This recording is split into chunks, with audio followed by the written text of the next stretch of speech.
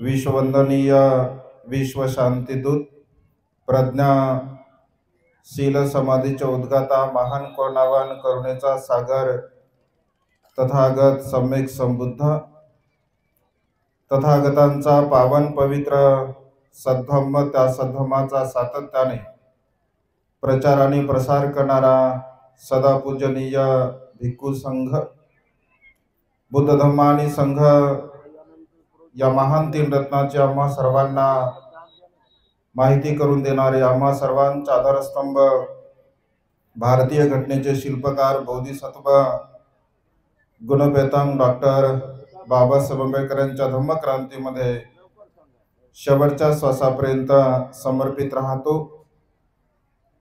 आज या मंगलमय प्रसंगी अखिल भारतीय बौद्ध धम्म परिषदेच्या निमित्ताने उपस्थित संपूर्ण पूजनीय भिक्खू संघ ज्यांच्यामुळे खऱ्या अर्थाने हा धम्मरस आपल्याला चाखण्याची एक सुवर्ण संधी प्राप्त झाली असे पूजनीय भिक्खू धम्मसेवकजी महास्तवीर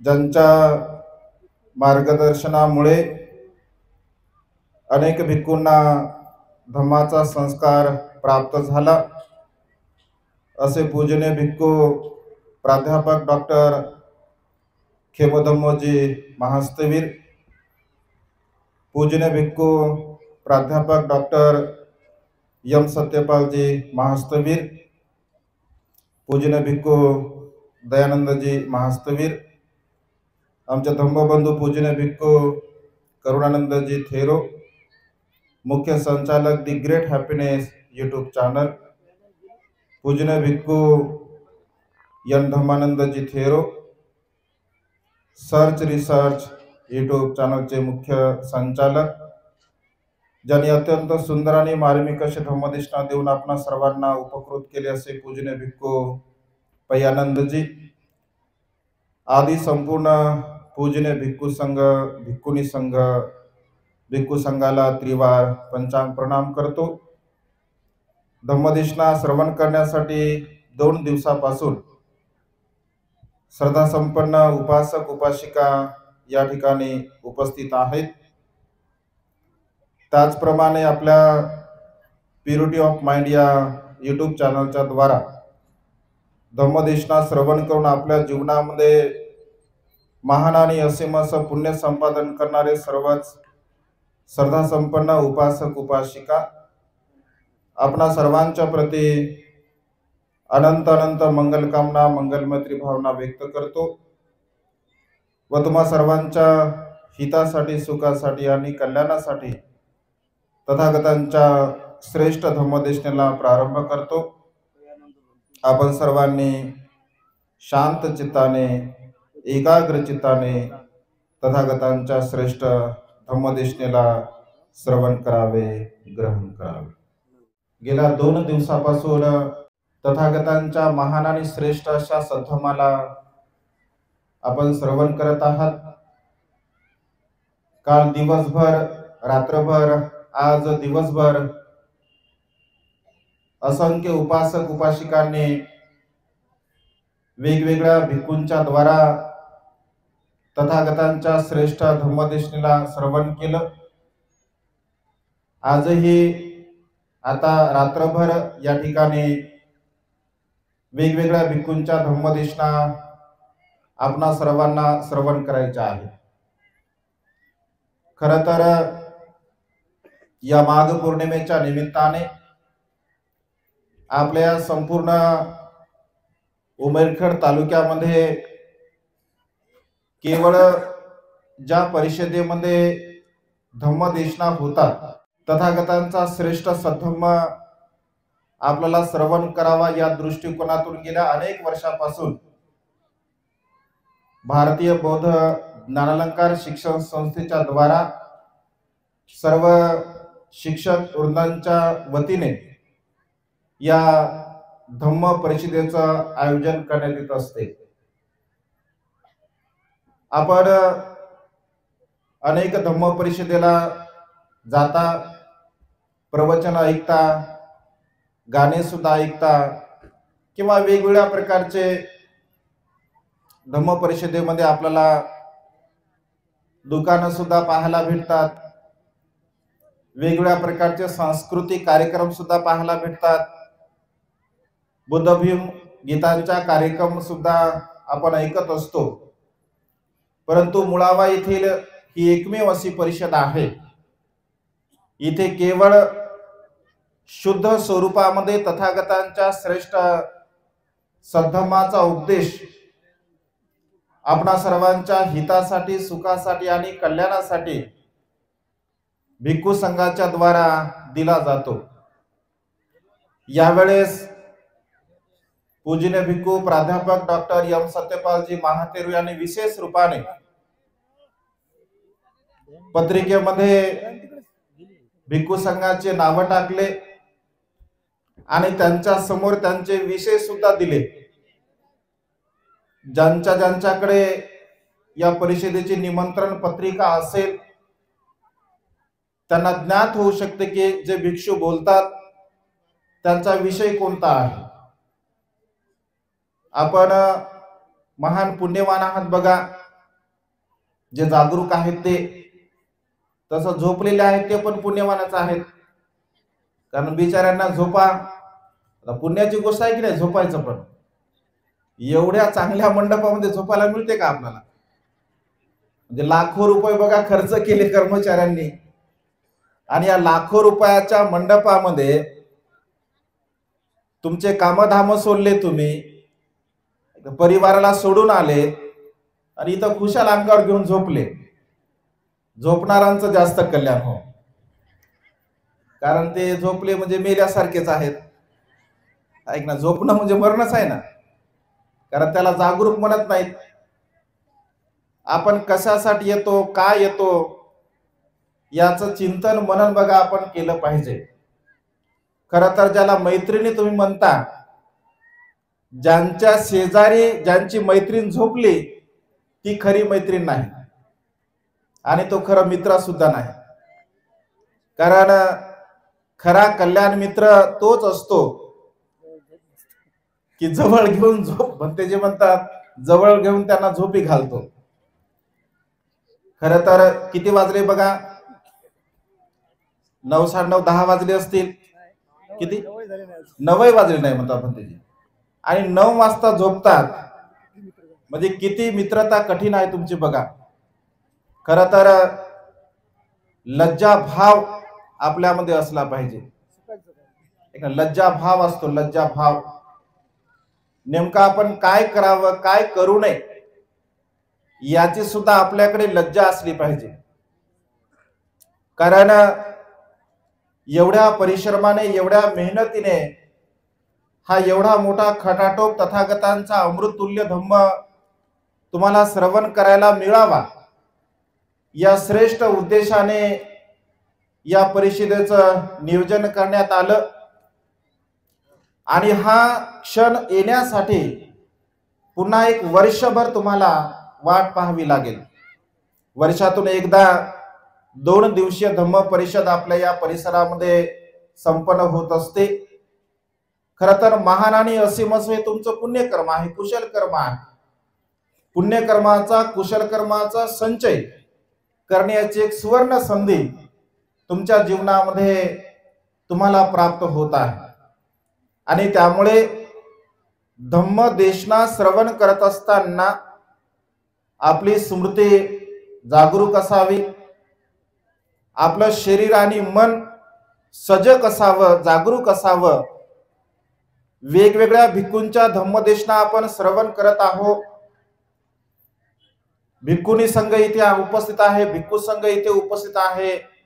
आपल्या समोर भिक्षू भिक्षुनी बसलेल्या आहेत आणि आपण प्रमादामध्ये जीवन जगणं बघा आपल्या अधोगतीचं लक्षण आहे. आणि त्यामुळे धम्मदेशना प्रसन्न चित्ताने, एकाग्र चित्ताने आपण श्रवण केले पाहिजे. कुठल्याही प्रकारे आपापसामध्ये न बोलता, न इशारे करता केवळ आणि केवळ धम्मदेशनेकडे आपलं लक्ष केंद्रित असलं पाहिजे, कारण भगवंताचा धम्म हा अनमोल आहे. या अनमोल धम्माला श्रवण करत असताना श्रद्धायुक्त चित्ताने जेव्हा जेव्हा आपण धम्म श्रवण करत असतो, तर आपल्या जीवनामध्ये असीम पुण्याचा संचय होत असतो. मी सांगत होतो तुम्हाला की यावेळेस प्रत्येक भिक्षूंना वेगवेगळे विषय दिले आहेत आणि त्या विषयावरती धम्मदेशना द्यायच्या आहे. पत्रिकेमध्ये विशाखाचं जीवन चरित्र आणि विशाखाची श्रद्धा, म्हणजे विशाखा कशा प्रकारची श्रद्धावान होती, बुद्ध धम्म संघाच्या प्रति विशाखेनं कुठल्या प्रकारचं कुशल कर्म पुण्यकर्म केलं, ज्या श्रद्धेच्या द्वारा या विषयावरती धम्मदेशना आपल्याला श्रवण करायचा आहे. खर तर बुद्ध तत्वज्ञानामध्ये अंशी अग्रश्रावक यांचा उल्लेख आपल्याला पाहायला मिळतो. ज्या अग्रश्रावकांच्या बाबतीमध्ये भगवंताने स्वतः त्यांचा उल्लेख केला, स्वतः भगवंताने त्यांचा गौरव केला, भगवंताच्या मुखातून त्यांच्या गुणांचा गौरव करण्यात आलेला आहे. त्यामध्ये काही उपासक आहेत, त्यामध्ये काही उपासिका आहेत, त्यामध्ये भिक्षू आहेत आणि भिक्खुनी आहेत. भगवंताने उपासकांचा सुद्धा गौरव केला, उपासिकेचा सुद्धा भगवंताने गौरव केला, भिक्खूंचा गौरव भगवंताने केला, भिक्खुनींचा सुद्धा भगवंताने गौरव केला. कारण ज्यांच्यामध्ये जो सद्गुण आहे, कारण प्रत्येक व्यक्तीमध्ये गुण आणि दोष असतात, परंतु काही व्यक्तींमध्ये विशेष गुण असतात, ज्या विशेष गुणांचा गौरव केला जातो. आणि भगवंताने सुद्धा स्वतः, खर तर भगवंताने गौरव करणे ही फार मोठी गोष्ट आहे. प्रत्यक्ष भिक्खू संघा समवेत भिक्खू संघासमोर भगवंताने अनेक भिक्खूंचा बघा गौरव केला, अनेक भिक्खुनींचा भगवंताने गौरव केला, अनेक उपासकांचा गौरव केला, अनेक उपासिकेंचा भगवंताने गौरव केला. ज्यामध्ये विशेष रूपाने बौद्ध साहित्यामध्ये एक महाउपासिका आणि एक महाउपासक अशा प्रकारचं दोन व्यक्तिमत्व बौद्ध साहित्यामध्ये आपल्याला पाहायला मिळते. खर तर महाउपासक बुद्ध तत्वज्ञानामध्ये, बुद्ध शासनामध्ये जोपर्यंत बुद्धाचं शासन आहे तोपर्यंत केवळ एकच महाउपासक असतो आणि एकच महाउपासिका असते. संपूर्ण बुद्ध शासनामध्ये एक महाउपासक आणि एक महाउपासिका असते. तथागत सम्यक संबुद्धांच्या बुद्ध शासनामध्ये अनाथपिंडक हा महाउपासक ठरला, मिगार माता विशाखा ही महाउपासिका ठरलेली आहे. आज आपण कोणालाही महाउपासक म्हणतो. 500 रुपये कोणी दान दिले, महाउपासकाने दान दिलं. 1000 रुपये दान दिले, महाउपासकाने दान दिलं. असा आपण गौरव करतो, परंतु वास्तविकता जर साहित्याच्या दृष्टिकोनातून जर आपण विचार केला असेल, महाउपासकांना तशा प्रकारची उपाधी भगवंताच्या बुद्ध शासनामध्ये भगवंताने दिली. आजच्या देशनेमध्ये विशेष रूपाने श्रद्धा 3 रत्नांच्या प्रती कशी असावी. मग केवळ माता विशाखाचं जीवन चरित्र आपण श्रवण करत आहोत म्हणजे केवळ महिलांसाठीच ते प्रेरणादायी आहे असं बिलकुल नाही आहे. बुद्ध शासनामध्ये उपासक असो, उपासिका असो, भिक्खू असो, भिक्खुनी असो, या संसारामध्ये जीवन जगणाऱ्या प्रत्येक मनुष्य सत्वांसाठी ते अत्यंत प्रेरणादायी अशा प्रकारचं जीवनचरित्र आहे। आता मी जी गाथा आपणा म्हणून दाखवली, दुसरी गाथा, त्या गाथेचा शब्दशः अर्थ अशा प्रकारे होतो की ज्याप्रमाणे फुलांचा ढीग असेल आणि त्या फुलांच्या ढिगामधून वेगवेगळ्या प्रकारचे पुष्प असतील आणि त्या वेगवेगळ्या प्रकारच्या पुष्पाच्या ढिगामधून आपल्याला जशा प्रकारची हवी तशा प्रकारची सुंदर आपण माळ निर्माण करत असतो।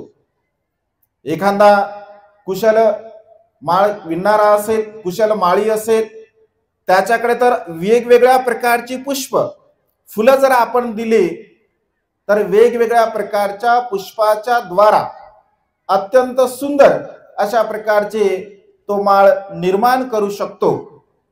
अगदी तशाच प्रकारे मनुष्याने आपल्या जीवनामध्ये कुशल कर्माला, पुण्यकर्माला जाणावं, समजून घ्यावं आणि जेव्हा जेव्हा आपल्या जीवनामध्ये संधी उपलब्ध होत असते तेव्हा तेव्हा त्या पुण्याचा संचय आपण अधिक अधिक आपल्या जीवनामध्ये करावा, कारण पुण्याचा संचय आपल्या जीवनामध्ये महान सुख प्राप्त करून देण्यासाठी आपल्याला सहाय्यक ठरत असतो। अशा प्रकारे त्या गाथेचा अर्थ आहे। या अर्थाला अनुसरून भगवंताने मिगार माता विशाखाने निर्माण केलेला जे पूर्वाराम विहार होतं, त्या पूर्वाराम विहारामध्ये भगवंताने हा उपदेश माता विशाखेला अनुसरून दिलेला आहे। श्रावस्ती येथील जेतवन विहारामध्ये भगवंताने 19 वर्षावास केले, जे की अनाथ पिंडकाने 54 करोड सुवर्ण मुद्रा खर्च करून प्रमुख बुद्ध भिक्खू संघाला जेतवन विहार दान केलं होतं। ज्या विहारामध्ये भगवंताने 19 वर्षावास केले, माता विशाखेने जे 27 करोड रुपये खर्च करून पूर्वाराम विहार निर्माण केलं होतं, त्या पूर्वाराम विहारामध्ये भगवंताने 6 वर्षावास केले। अशा प्रकारे 25 वर्षावास, जीवनातील 45 वर्षापैकी 25 वर्षावास भगवंताने श्रावस्ती या नगरीमध्ये केलेला आहे। हा उपदेश भगवंताने माता विशाखा निर्मित पूर्वाराम विहारामध्ये विशाखेच्या जीवना संदर्भामध्ये भगवंताने हा उपदेश दिलेला आहे। विशाखेचं नाव बघा, अनेक वेळा आपण ऐकतो, अनेक भिक्खूंच्या धम्मदेशनेमध्ये आपण ऐकतो, मनुष्याचं कुशल कर्म, मनुष्याचं पुण्यकर्म, आपल्या कर्माच्या द्वारा तो मनुष्य या संसारामध्ये बघा जिवंत असतो। असंख्य लोक आपल्या कर्म रूपाने या संसारामध्ये जिवंत असतात, ज्यापैकी माता विशाखा अनाथ पिंडक आपल्या कर्म रूपाने बघा या संसारामध्ये आस्थागत जिवंत आहे। जोपर्यंत बुद्ध शासन या धर्तीवरती आहे तोपर्यंत अनाथ पिंडक जिवंत आहे, तोपर्यंत माता विशाखा जिवंत आहे। आणि त्यांनी तशा प्रकारचे कर्म केले आणि त्या कर्माच्या द्वारा ते जिवंत आहेत, कारण मनुष्याला कर्म सदा सर्व काळ जिवंत ठेवत असतात। मनुष्याची संपत्ती मनुष्याला जिवंत ठेवत नाही, मनुष्याचं सौंदर्य मनुष्याला जिवंत ठेवत नाही, मनुष्याचं बल शक्ती मनुष्याला जिवंत ठेवत नाही, किंवा अन्य प्रकारचं मनुष्याकडे असणारी जी काही भौतिक संपदा आहे त्या भौतिक धनसंपदेच्या द्वारा या संसारामध्ये मनुष्य जिवंत राहत नाही, तर मनुष्य आपल्या कर्म रूपाने सदा सर्व काळ या संसारामध्ये जिवंत असतो।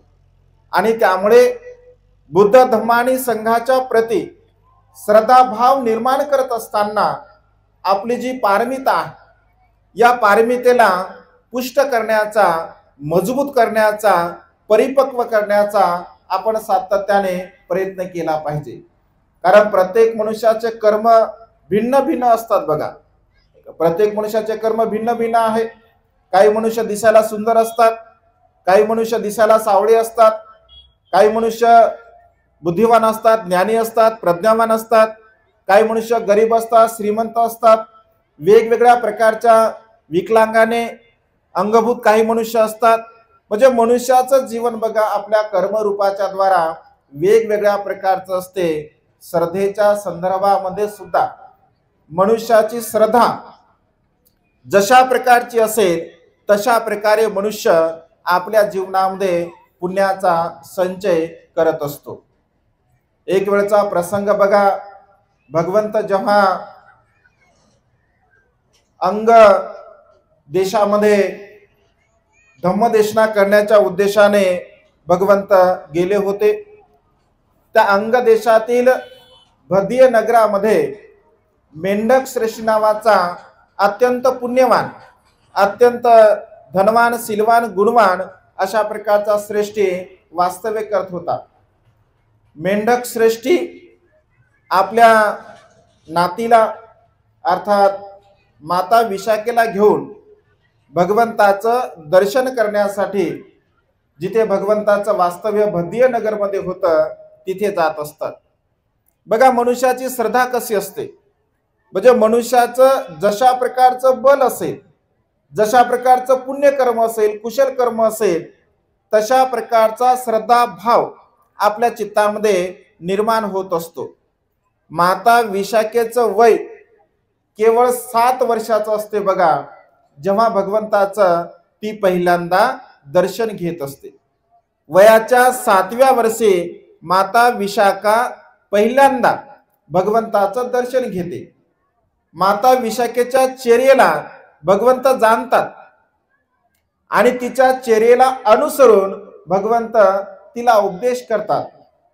आपण थोडी कल्पना तर करा की 7 वर्षाचं वय म्हणजे काय वय आहे. 7 वर्षाची माता विशाखा आपल्या मैत्रिणीसह जेव्हा भगवंताला भेटण्यासाठी जाते आपल्या आजोबासोबत, माता विशाखेच्या चेहऱ्याला अनुसरून भगवंत उपदेश करतात आणि उपदेश केल्याबरोबर माता विशाखा असं म्हटलं आहे, श्रेष्ठ अशा श्रोतापती फलाला ती प्राप्त होत असते. श्रोतापती फल वयाच्या 7व्या वर्षी माता विशाखेला श्रोतापती फलाची प्राप्ती होत असते. बुद्ध धम्म संघाच्या प्रती तिच्या मनामध्ये कुठल्याही प्रकारची शंका कुशंका राहत नाही. आत्मा असेल, परमात्मा असेल, ईश्वरवाद असेल, कर्मकांड असेल, या सर्व प्रकारच्या मिथ्या संकल्पनेला ती पूर्णपणे नष्ट करत असते. मी, माझा आणि माझ्यासाठी जी सत्काय दिठ्ठी आहे या अकुशल कर्माला सुद्धा ती पूर्णपणे नष्ट करत असते. वयाच्या 7व्या वर्षी माता विशाखा श्रोतापन्न होत असते. विशाखेचं जीवन चरित्र आपल्यासाठी बघा अत्यंत प्रेरणादायी आहे. माता विशाखेचं जीवन चरित्र जर आपण ऐकलं, वाचलं तर अत्यंत प्रेरणादायी अशा प्रकारचं जीवन चरित्र. तसं तर जेवढे काही बुद्ध तत्वज्ञानामध्ये अग्रश्रावक आहे, या संपूर्ण अग्रश्रावकांचं जीवन चरित्र आपल्यासाठी अत्यंत प्रेरणादायी असते. जे महापुरुष या संसारामध्ये होऊन गेलेले असतात त्या महापुरुषांचं जीवन चरित्र आपल्यासाठी अत्यंत प्रेरणादायी असते. बुद्ध तत्वज्ञानाच्या दृष्टिकोनातून अग्रश्रावकांचं जीवन चरित्र आपल्यासाठी अत्यंत प्रेरणादायी आहे. माता विशाखा अत्यंत सुंदर असते, अत्यंत रूपवान असते, विशेष गुणाने ती परिपूर्ण असते. महान आणि असीमस तिचं पुण्य कर्म सुद्धा असते. म्हणजे या संसारामध्ये मनुष्याला जे काही प्राप्त होते भगवंत असे म्हणतात, तर आपल्या पुण्यकर्मामुळे, आपल्या कुशल कर्मामुळे सर्व काही आपल्याला प्राप्त होत असते. आपण जर ज्ञानी असेल, विद्वान असेल, प्रज्ञावान असेल तर आपल्या पुण्यकर्मामुळे असतो. आपल्याला जर सौंदर्याचा लाभ होत असेल तर तेही आपल्या पुण्यकर्मामुळे असते. आपण जर धर्मवान असेल तर तेही आपल्या पुण्यकर्मामुळे असते. म्हणजे संसारामध्ये वर्तमान काळामध्ये जे काही तुम्हाला प्राप्त होत असते, एकतर आपलं कुशल कर्म असते, पुण्यकर्म असते, किंवा वर्तमान काळामध्ये आपण कशा प्रकारचे प्रयत्न करतो, वर्तमान काळामध्ये आपण कशा प्रकारचा परिश्रम करतो, मेहनत करतो, योग्य मार्गाने आपण जीवन जगत असतो, त्या योग्य मार्गाने काही स्वरूपामध्ये आपल्यामध्ये बदल होत असतो, परंतु काही गोष्टी मात्र पूर्वकर्माच्या बलाने आपल्याला प्राप्त होत असतात. जसं सौंदर्याच्या बाबतीमध्ये जर आपण विचार केला असेल तर पूर्वकर्माच्या बलामुळे त्या सौंदर्याचा लाभ आपल्याला होत असतो. धनसंपत्तीच्या बाबतीमध्ये जर विचार केला तर आपल्याकडे धनसंपदा जर पूर्वकर्माने आली नसेल तर वर्तमान काळामध्ये आपण चांगल्या प्रकारचं कुशल कर्म, पुण्यकर्म, मेहनत, परिश्रम करून त्या धनसंपत्तीला प्राप्त करू शकतो. मनुष्याच्या जीवनामध्ये काही गोष्टी मात्र आपण नक्कीच प्राप्त करू शकतो. जसं प्रज्ञा असेल, आपण स्वतः जर बुद्धिवान असेल, ज्ञानी नसेल तर आपण प्रयत्न करून त्या ज्ञानाला, त्या बुद्धिमत्तेला संपादन करू शकतो.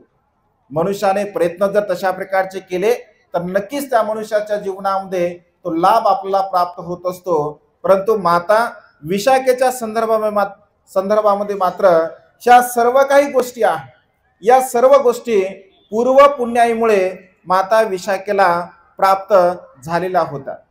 माता विशाखा दिसण्यासाठी अत्यंत सुंदर होती, अत्यंत रूपवान होती, लावण्यवती माता विशाखेचं सौंदर्य होतं.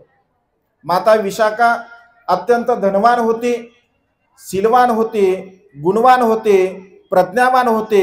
म्हणजे मनुष्यामध्ये असणारे जेवढे काही सद्गुण आहेत, एखाद्या मनुष्याला सुखपूर्वक जीवन जगण्यासाठी ज्या सद्गुणांची आवश्यकता असते ते सद्गुण मात्र माता विशाखाच्या जीवन चरित्रामधून आपल्याला पाहायला मिळत असतात.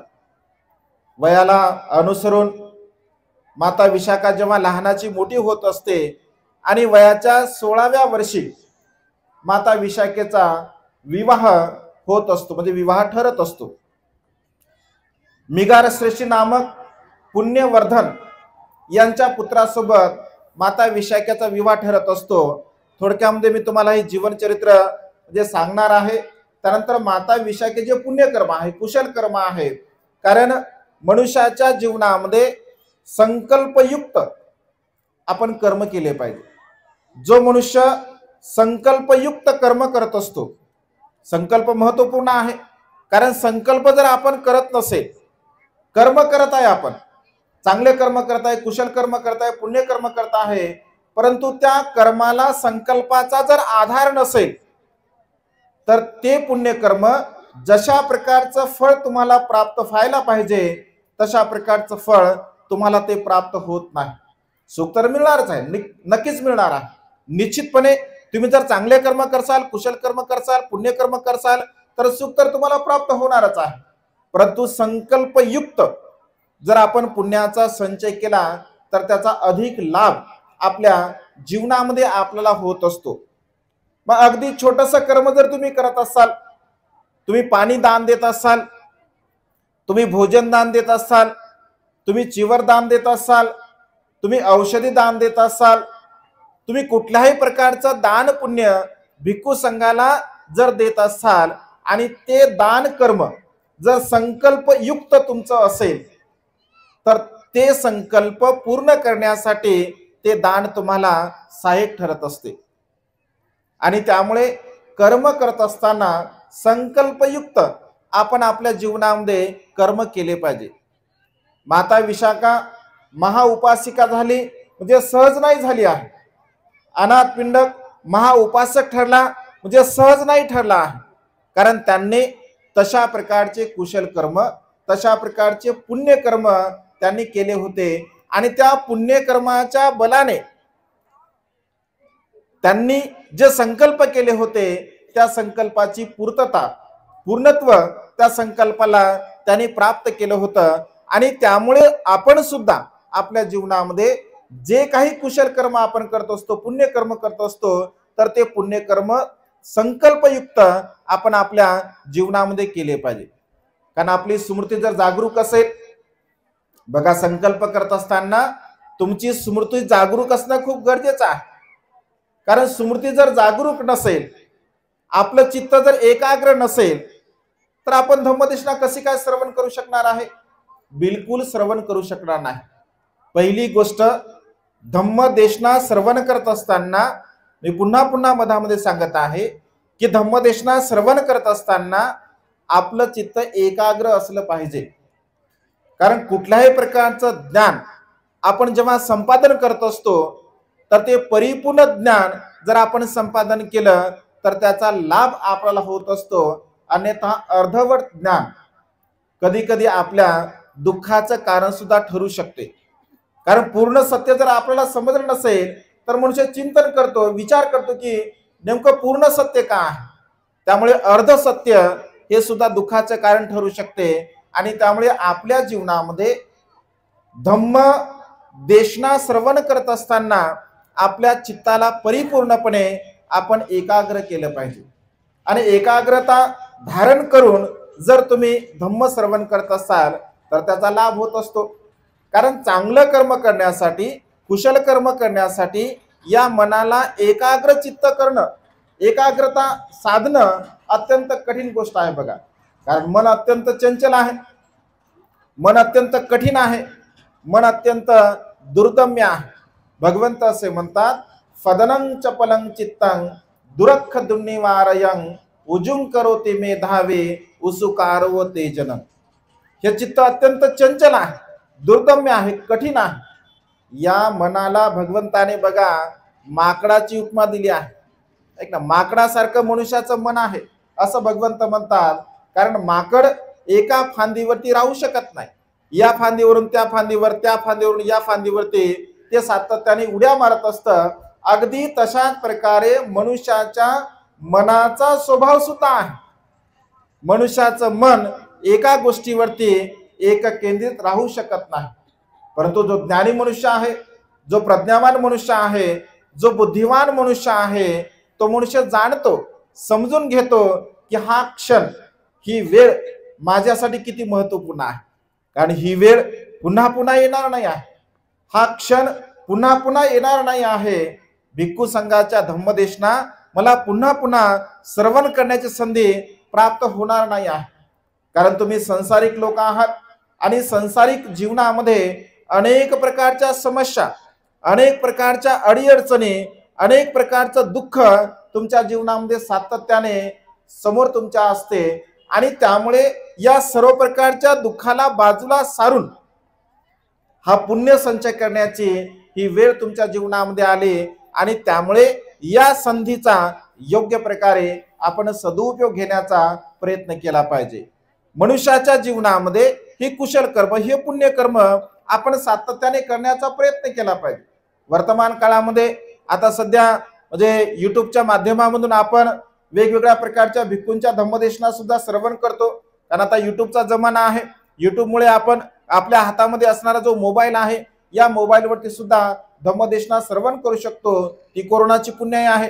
कारण कोरोनामुळे बघा एक चांगल्या प्रकारची घटना ही घडली, चांगल्या प्रकारची गोष्ट घडली की युट्यूबच्या माध्यमामधून आपण घरी धम्मदेशना श्रवण करू शकतो. परंतु प्रत्यक्ष रूपाने ही तुमच्या जीवनामध्ये एक चांगल्या प्रकारची संधी आज निर्माण होत आहे.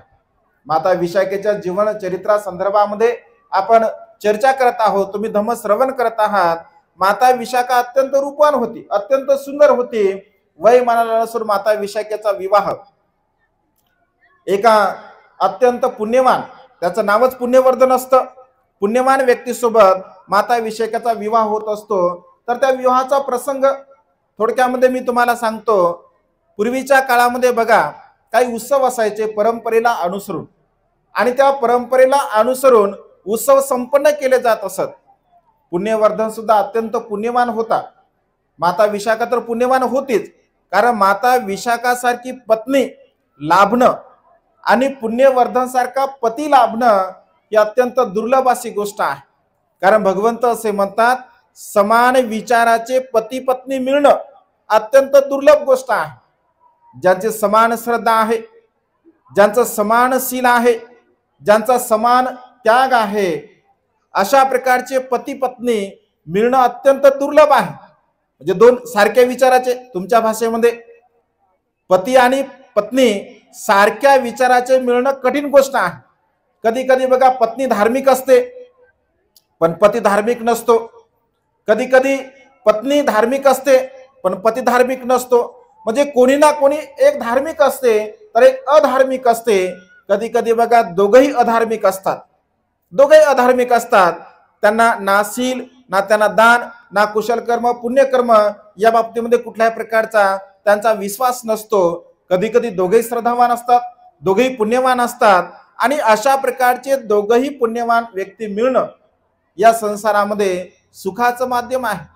कारण समान विचाराचे व्यक्ती संसारामध्ये जर मिळत असतील तर ते परिवार सुखी असतात, ते चांगल्या प्रकारचं जीवन जगू शकतात. कारण समान विचार आहे, समान श्रद्धा आहे, समान दान भावना आहे, समान शील पालन आहे, समान प्रज्ञा आहे. म्हणजे या समान सद्गुणांचे पती पत्नी मिळणं तुमच्या समोरच बघा.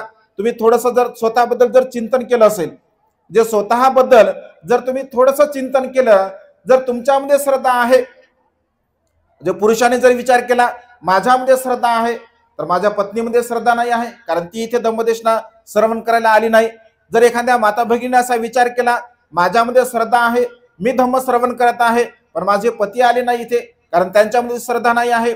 कधी कधी काही लोक पती आले नाही, पत्नी आली नाही, पण काही लोक समान रूपाने पत्नी सुद्धा असेल आणि पती सुद्धा असेल की जे धम्मदेशना श्रवण करत आहेत. मनुष्याच्या जीवनामध्ये हे समान मिळणं बघा अत्यंत दुर्लभ गोष्ट आहे. माता विशाखेच्या बाबतीमध्ये सुद्धा ही समानता सुरुवातीला नव्हती, परंतु माता विशाखा एवढी बलवान होती, एवढी पुण्यवान होती की आपल्या कुशल कर्माच्या बलाने आपल्या पतीमध्ये सुद्धा परिवर्तन तिने केलं, आपल्या सासऱ्यामध्ये सुद्धा परिवर्तन तिने केलं. कारण परिवर्तन करता सुद्धा आपल्याला आलं पाहिजे. कारण दुसऱ्या संप्रदायामधून दुसऱ्या श्रद्धेमधून आपल्या श्रद्धेमध्ये कोणाला आणणे ही फार मोठी गोष्ट आहे, फार जिकरीची गोष्ट आहे, फार प्रयत्नाची गोष्ट आहे. पुण्यवर्धनचा जेव्हा विवाह ठरला जातो, सुरुवातीला तो विवाह करत नाही, त्याची मानसिकता अशी असते की मला बिलकुल लग्न करायचं नाही आहे, परंतु माता पित्यांच्या इच्छे खातीर त्याला लग्न करावं लागते.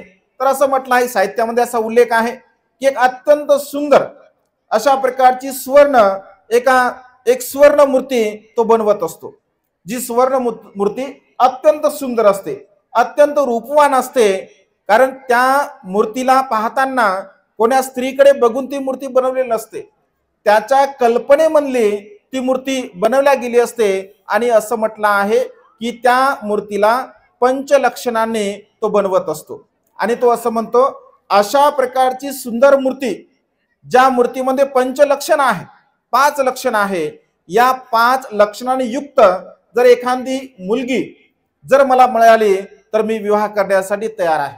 असं म्हटल्याबरोबर मिगार श्रेष्ठीला वाटते की अरे माझा मुलगा तर सुरुवातीला लग्न करण्यासाठी तयार नव्हता, परंतु आता तो विवाह करत आहे. जरी याने पंचलक्षणाने युक्त स्त्री सांगितली असेल, आपण शोधूया. आणि असं म्हटलं आहे, साहित्यामध्ये असा उल्लेख आहे की 8 ब्राह्मणांची नियुक्ती केली जाते की पंचलक्षणाने युक्त स्त्री शोधण्यासाठी. ते बराच वेगवेगळ्या भागामध्ये जातात, शोधतात. कोणामध्ये 1 गुण असतो, कोणामध्ये 2 गुण असतात, कोणामध्ये 3 गुण असतात, अशा प्रकारे. परंतु 5ही गुण मात्र फार कमी स्त्रियांमध्ये त्यांना पाहायला मिळतात. एका प्रसंगी असं म्हटलंय की मंगल प्रसंगी पूर्वीच्या काळामध्ये स्त्रिया एका म्हणजे नदीवरती आंघोळ करण्यासाठी जात असत.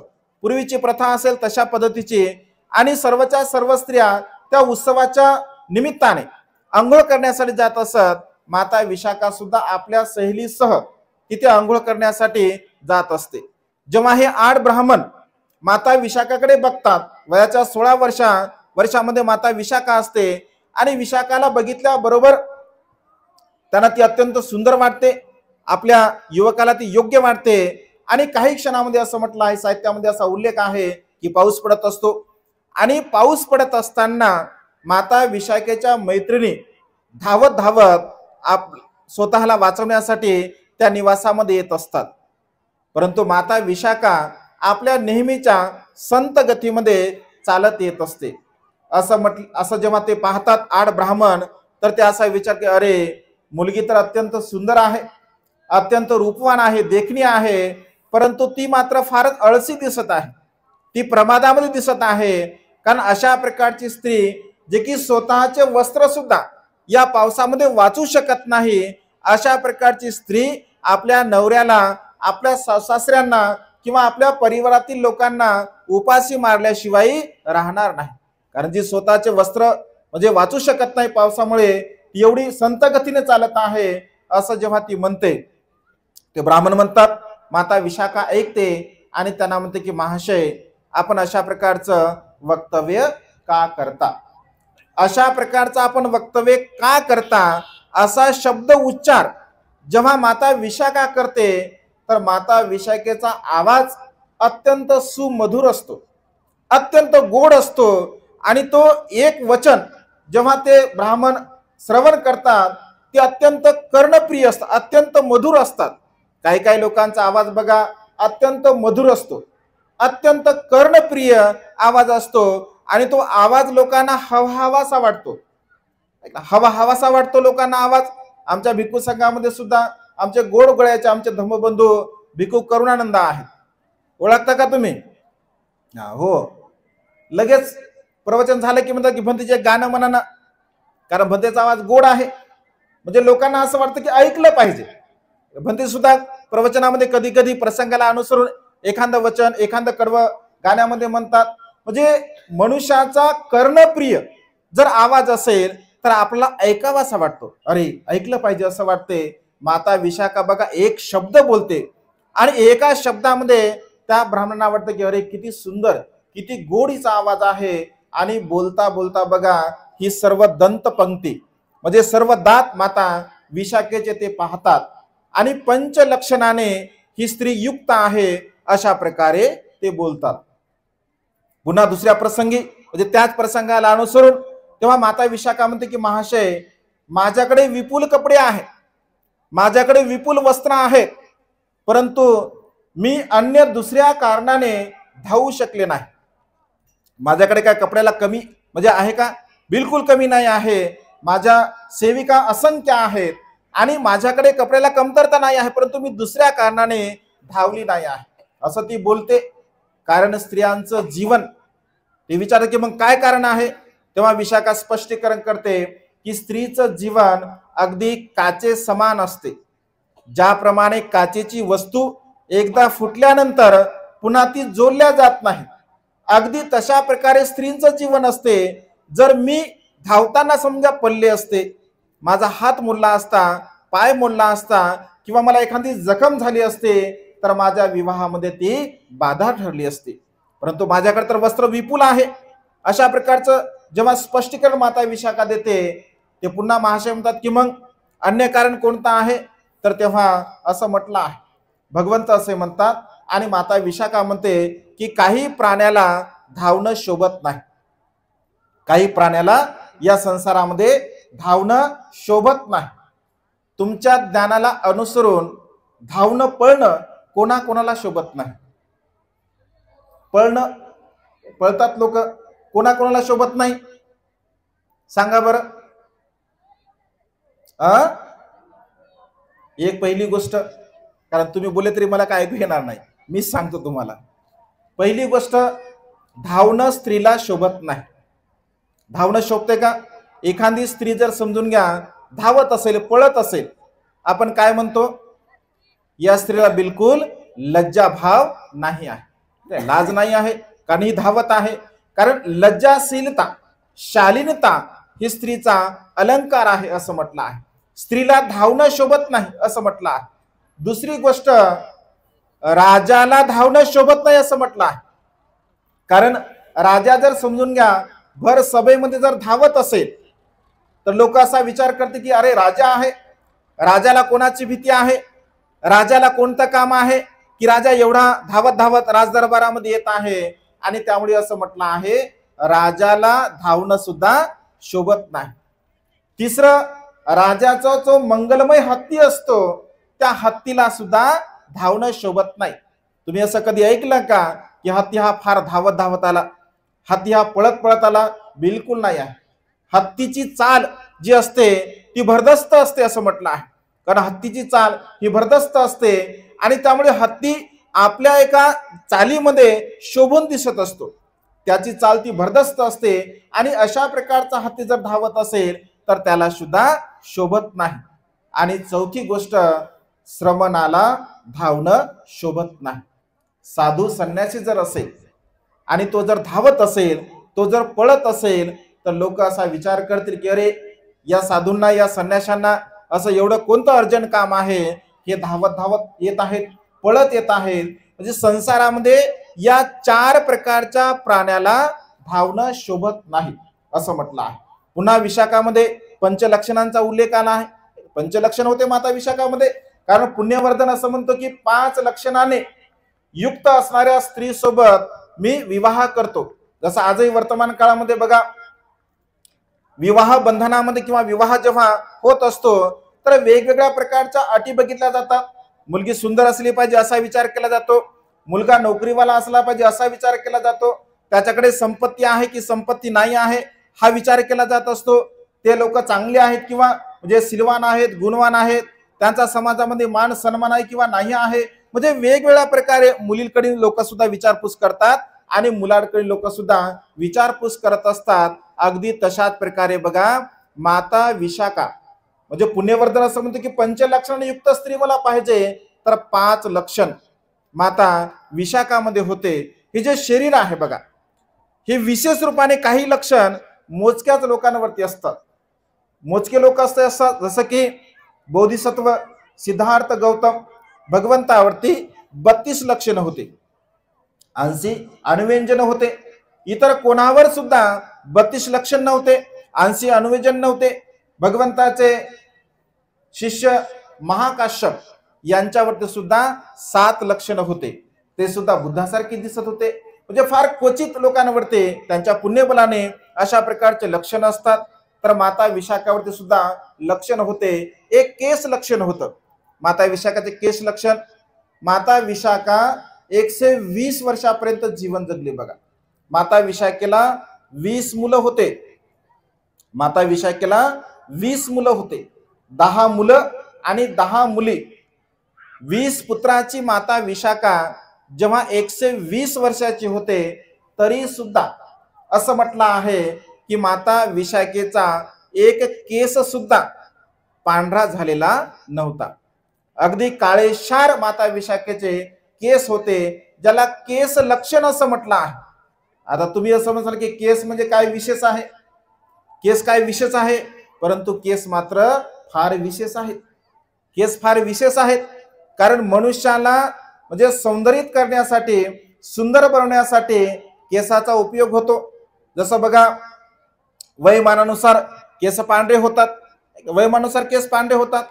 आता भाग वेगळा आहे, आता पांढरे झाले आणि काळे झाले तरी काही समजत नाही, कारण पांढऱ्याचे काळे करता येतात, काळ्याचे पिवळे करता येतात, म्हणजे कसेही करता येतात बघा.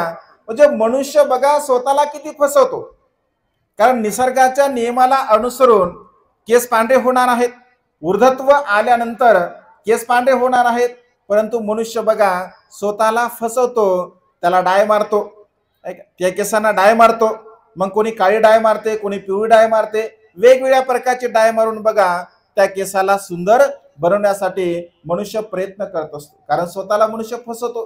केस सुद्धा दुःखाचं कारण आहे मनुष्याचं. स्त्रियांचे सुद्धा केस गळू लागले तर त्या दुःखी होतात, पुरुषांचे केस गळू लागले तर दुःखी होतात, कारण मनुष्याच्या जीवनामध्ये केस सुद्धा अत्यंत महत्वपूर्ण आहे. केस लक्षण माता विशाखामध्ये हा एक गुण होता असं म्हटलं आहे. त्यानंतर माता विशाखामध्ये दंत लक्षण होतं. जसे आपल्याला दात आहेत, 32 दात असतात बोधिसत्वाला, कारण त्यांचा जशा 40 दात असतात बोधिसत्वाला, सर्वसामान्य व्यक्तींना 32 दात असतात. तर माता विशाखेची जी दंतपंक्ती असते ती सुद्धा समान रूपाने शंखासारखे अत्यंत पांढरे शुभ्र अशा प्रकारचे दात असतात माता विशाखेचे असं म्हटलं आहे. विशेष तिच्यामध्ये हे सुद्धा एक लक्षण असते, कारण सौंदर्यामध्ये भर पाडण्यासाठी दातांची भूमिका सुद्धा अत्यंत महत्वपूर्ण आहे. खालीवरे दात नव्हते, अगदी समान रूपाने अत्यंत पांढरे शुभ्र अशा प्रकारचे माता विशाखेचे दात होते. हा एक गुण सुद्धा माता विशाखेमध्ये होता. वय लक्षण हा एक गुण माता विशाखामध्ये होता. म्हणजे 120 वर्षाची माता विशाखा जेव्हा विहारामध्ये येत असते आपल्या नातीपुतीसह, तर असं म्हटलं आहे की 16 वर्षाच्या तरुणीसारखं माता विशाखेचं सौंदर्य होतं. सुंदरता हे अत्यंत महत्वपूर्ण आहे. सुवर्णमय कांती माता विशाखी जी होते, वय लक्षण सुद्धा होतं, म्हणजे 120 वर्षाचं बघा माता विशाखेला आयुष्य लाभलं होतं. वय लक्षण अत्यंत महत्वपूर्ण आहे. मनुष्याच्या जीवनामध्ये सौंदर्य अत्यंत महत्वपूर्ण आहे, कारण सौंदर्य गरजेचं आहे ना. स्वतःला सुंदर बनवण्यासाठी, स्वतःला सजवण्यासाठी वेगवेगळ्या प्रकारचे बघा मनुष्य प्रयत्न करत असतात.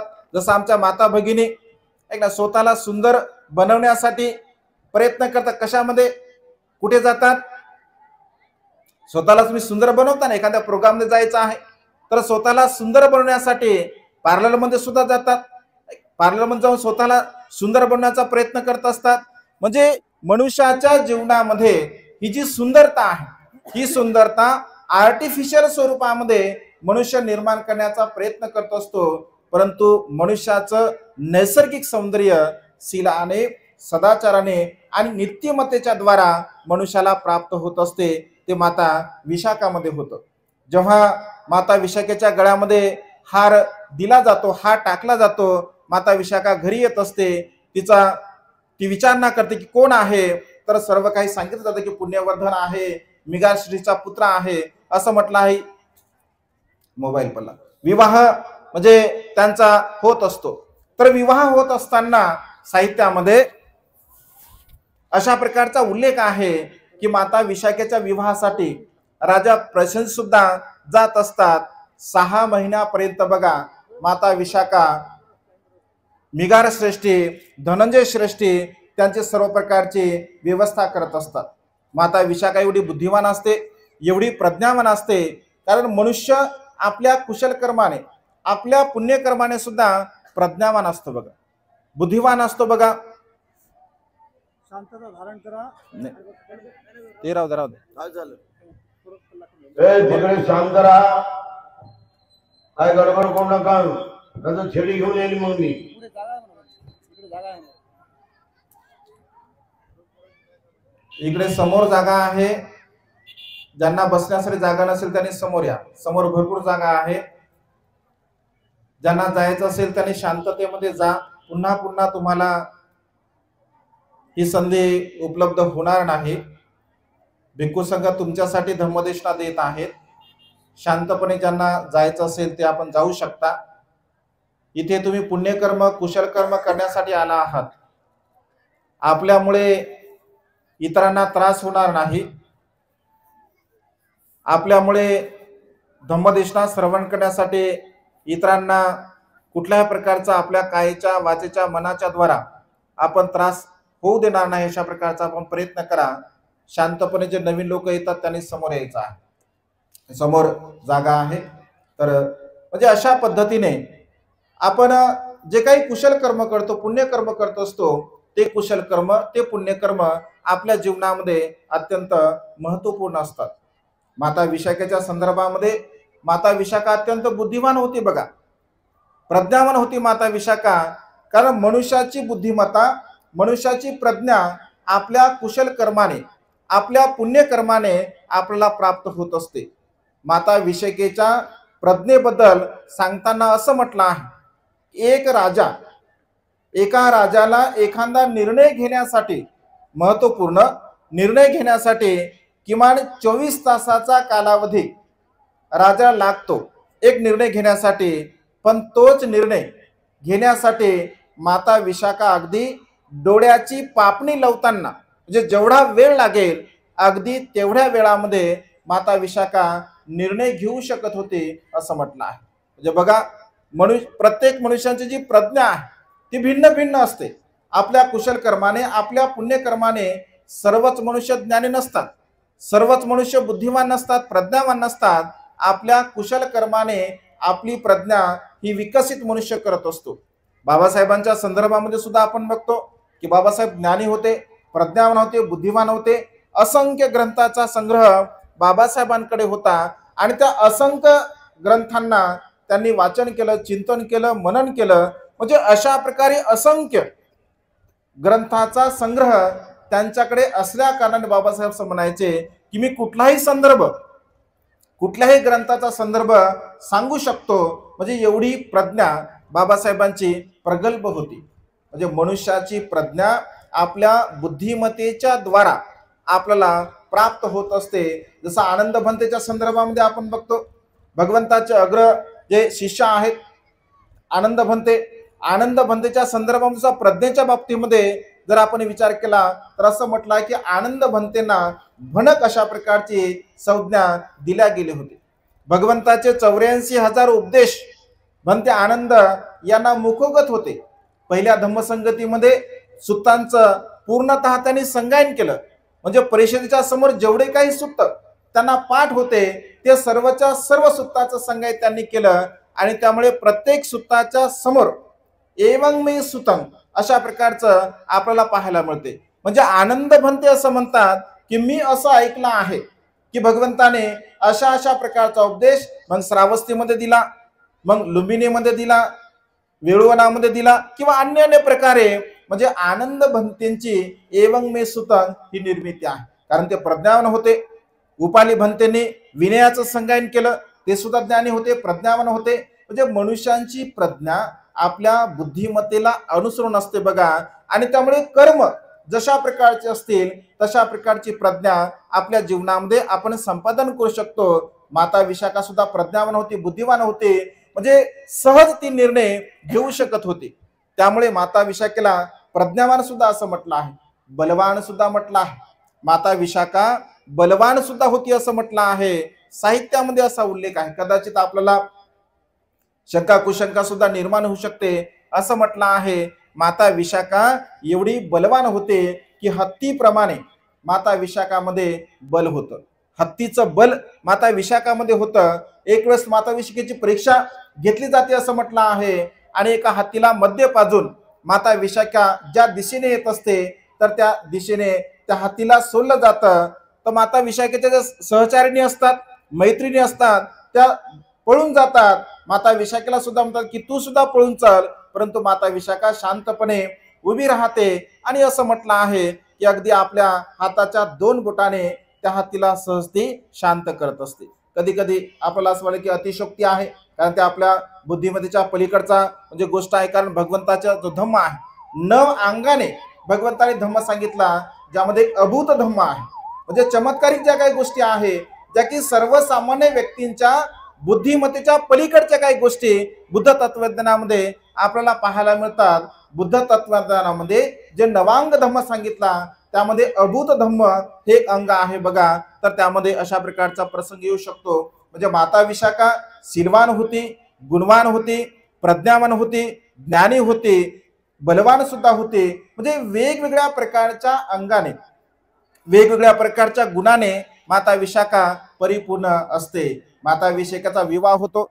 वेगवेगळ्या प्रकारच्या माता विशाखेला म्हणजे बक्षीस दिले जातात जेव्हा ती घरी येत असते. आणि घरी आल्यानंतर तसं चरित्र फार मोठं आहे, मी तुम्हाला शॉर्टकट सांगत आहे की भिक्खू संघ सुद्धा बोलणार आहे. जेव्हा मिगार षष्टीकडे ती येत असते तर पहिल्या दिवशी ती एक कर्म करत असते. म्हणजे साहित्यामध्ये असा उल्लेख आहे की घोडी प्रसूती होत असते तर त्या कार्यासाठी जात असते.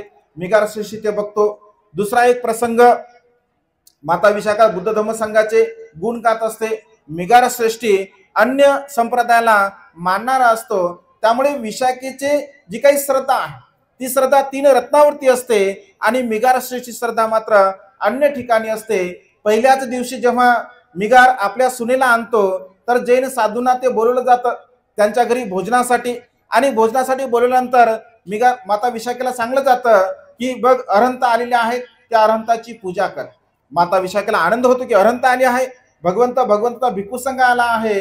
परंतु जेव्हा नग्न साधूला माता विशाखा बघते तर माता विशाखा म्हणते असल्या प्रकारचे घाणेरडे व्यक्ती अरहंत होऊ शकत नाही. नग्न व्यक्ती कधीही अरहंत होऊ शकत नाही. नग्नता ही म्हणजे लांछास्पद आहे, लाजीरवाणी गोष्ट आहे आणि विशाखा पळून जाते. पहिला प्रसंग हा. एक दुसरा प्रसंग घडतो. तिसरा प्रसंग, एक वेळेस मिगार श्रेष्ठी आपल्या दालनामध्ये अत्यंत स्वादिष्ट अशी खीर सेवन करत असतो आणि ती स्वादिष्ट खीर सेवन करत असताना एक बाजूला भिक्षू पात्र घेऊन जात असतात. माता विशाखेला असं वाटतं की दारावरून भिक्षू जात आहेत, आपण काहीतरी दान दिलं पाहिजे, कारण त्या हाताला दान देण्याची सवय होती, भिक्खू संघाची सेवा करण्याची सवय होती. परंतु इकडे आल्यामुळे तिला ना सेवा करता येत होती, ना दान देता येत होतं, ना सीलपान उपस्थित करता येत होतं. म्हणजे कुठल्याही प्रकारचं कर्म माता विशाखेला करता येत नव्हतं. आणि पुन्हा ती भिक्षूंना पाहतीला आनंद होतो. आपल्या सासऱ्याला ती हवा घालत असते, थोडी बाजूला होते, जेणेकरून आपल्या सासऱ्याने भंतेजीकडे बघावं. परंतु मिगार श्रेष्ठी बघा, पाहून न पाहिल्यासारखं करत असतो, पाहून न पाहिल्यासारखं करतो. विशाखेला असं वाटतं की पुन्हा आपण थोडं बाजूला सरकावं, तरी सुद्धा मिगार श्रेष्ठी बाजूला होऊन मात्र स्वादिष्ट खीर सेवन करत असतो. तर विशाखा जाणते, समजून घेते की माझ्या सासऱ्याची पुण्यकर्म करण्याची, कुशल कर्म करण्याची बिलकुल इच्छा नाही. तेव्हा ती भंतेना म्हणते की भंते, आपण समोर जावे, माझे सासरे शिळे अन्न खात आहेत, माझे सासरे शिळे अन्न खात आहेत असं म्हटल्याबरोबर त्याने आपल्या समोरची खीर बाजूला केली. विशाखेला फटकारलं आणि तिला म्हटलं की मी शिळे अन्न खात आहे. आणि ताबडतोब असं म्हटलं आहे की माता विशाखेच्या सोबत आणि ब्राह्मण जे की न्यायिक असतात त्यांना बोलवलं जातं आणि विशाखेच्या वेगवेगळ्या प्रकारच्या अपराधाच्या संदर्भामध्ये ते विचारणा करतात. तर विशाखा म्हणते की माझ्या बोलण्याचं तात्पर्य तसं नव्हतं. मग काय होतं बोलण्याचं तात्पर्य? तर माझे सासरे शिळे अन्न खात आहेत हे म्हणण्याचं तात्पर्य असं होतं की त्यांच्या मात्या पित्यांनी जेवढं काही कमावलेलं आहे, जे काही कमावून ठेवलं आहे, केवळ त्यांच्यावरतीच माझे सासरे जीवन जगत आहे. वर्तमान काळामध्ये कुशल कर्म करावं, पुण्यकर्म करावं, चांगलं कर्म करावं ही भावना मात्र माझ्या सासऱ्यांमध्ये नाही आहे. वर्तमान काळात आपण चांगले कर्म करून पुण्याचा संचय करावा अशी त्यांची बिलकुल भावना नाही. म्हणजे जेवढं काही जुनं आहे त्या जुन्यावरती मात्र ते जीवन जगत आहेत. याला अनुसरून मी माझे सासरे शिळे खात आहेत अशा प्रकारचा शब्दप्रयोग केला असे विशाखा स्पष्टीकरण देते. आणि तिच्यावर जेवढे काय आरोप होतात त्या सर्व प्रकारच्या आरोपाबद्दल तिला विचारण्यात जाते. पुन्हा असं म्हटलं आहे की जेव्हा विशाखा इकडे येत होती तर तिच्या पित्याने काही गोष्टी तिला सांगितल्या, त्याचा अर्थ सुद्धा मला माहित नाही आहे. मग ते पुन्हा विचारते की विशाखाला तिच्या पित्याने सांगलं होतं घरातील अग्नी बाहेर नेऊ नये, बाहेरचा अग्नी घरामध्ये आणू नये, देणाऱ्याला दिलं पाहिजे, न देणाऱ्याला नाही दिलं पाहिजे, देणाऱ्याला सुद्धा दिलं पाहिजे, न देणाऱ्याला सुद्धा नाही दिलं पाहिजे, सुखपूर्वक बसलं पाहिजे, सुखपूर्वक भोजन केलं पाहिजे, सुखपूर्वक झोपलं पाहिजे. याचा अर्थ सुद्धा मला कळाला नाही. असे काय गुप्त गोष्ट म्हणजे मिगार श्रेष्ठीने धनंजय श्रेष्ठीने आपल्या पत्नीला सांगितली. तर तेव्हा माता विशाखा म्हणते की महाशय, याचा अर्थ सुद्धा समजून सांगताना माता विशाखा म्हणते की घरातील अग्नी बाहेर नेऊ नये. म्हणजे घरातील अग्नी बाहेर नेऊ नये म्हणजे काय? तर घरामध्ये वाद होतो, विवाद होतो, भांडण होते, तंटा होते. आणि अशा प्रकारे वाद विवाद जर आपल्या घरामध्ये झाला आणि आपल्या घरातील वाद विवाद जर आपण बाहेरच्या लोकांना सांगितला तर तो एक प्रकारचा घरातील अग्नी बाहेर नेण्यासारखा आहे. कारण आपल्या घरातील गुप्त गोष्टी आपण बाहेरच्या लोकांना सांगितल्या तर ते लोक मात्र आपल्या संसारामध्ये ढवळाढवळ करू शकतात, वादविवाद आणखी वाढू शकतात. त्यामुळे घरातील अग्नी कधीही बाहेर नेऊ नये असं म्हटलं आहे.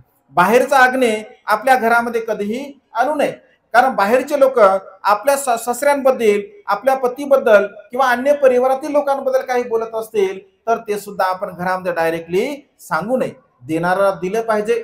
आपल्या परिवारामध्ये जे काही लोक असतात तर देणारे जे काही लोक असतात त्यांना दिलं पाहिजे, न देणाऱ्याला मात्र आपण दिलं नाही पाहिजे. कारण संसारामध्ये बघा, आपण उसनवारी करत असतो आणि उसनवारी घेतो, उसनवारी देत असतो.